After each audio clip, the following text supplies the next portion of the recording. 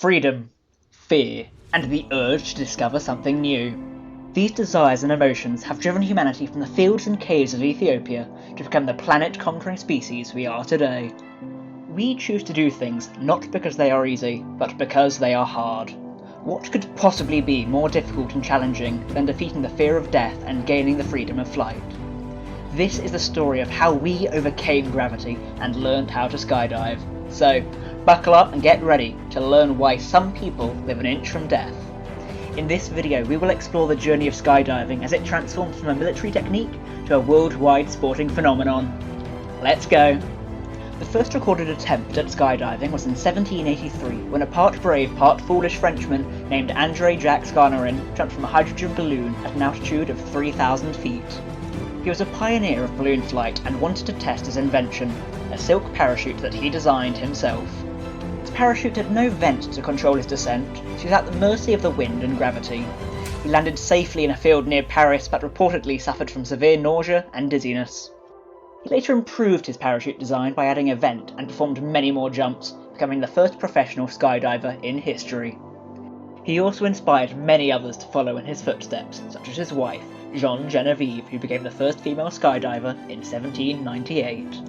The next major milestone in skydiving history was in 1912 when an American named Albert Berry made the first parachute jump from an aeroplane. He was a stuntman and a test pilot who wanted to prove that parachutes could save lives in the case of emergencies. He used a modified backpack parachute, which he released manually after jumping from a biplane at 1,500 feet.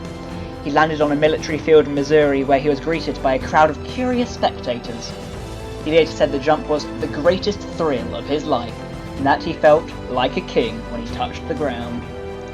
Skydiving became more popular and widespread in the 20th century, especially during World War II, when it was used by military forces for combat and rescue missions.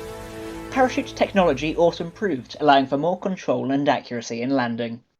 Skydivers began to experiment with different techniques and styles of jumping, such as free-falling, formation flying, and wingsuit flying.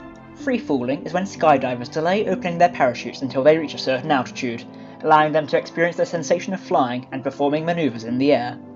Formation flying is when skydivers link together in various shapes and patterns while free-falling.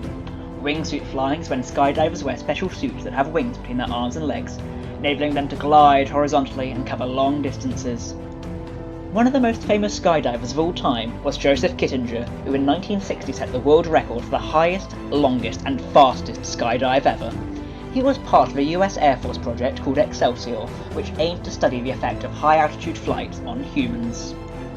He jumped from a helium balloon at an altitude of 102,800 feet, breaking the sound barrier and reaching a speed of 614 miles per hour. He free fell for almost 5 minutes before opening his parachute at 18,000 feet. He survived the jump with only minor injuries and became a legend in the skydiving community.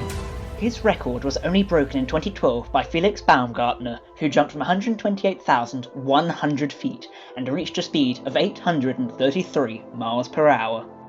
Today, skydiving is a very popular sport and hobby for millions of people around the world. There are thousands of skydiving centres and clubs that offer training and equipment for anyone who wants to try it. Skydiving is also a competitive sport with events such as accuracy landing, canopy formation, free fly, and sky surfing. Accuracy landing is when skydivers aim to land on a target as close as possible. Canopy formation is when skydivers form shapes and patterns with their parachutes while flying close to each other. Free flying is when skydivers perform acrobatic moves while free-falling in various orientations. Sky surfing is when skydivers use a board attached to their feet to perform tricks and stunts while free-falling. Skydivers can also perform tricks and stunts that are more extreme and dangerous, such as base jumping, wingsuit flying, and proximity flying. Base jumping is when skydivers jump from fixed objects such as buildings, antennas, bridges, and cliffs. Wingsuit flying is when skydivers use wingsuits to fly as close to the terrain and other objects as possible.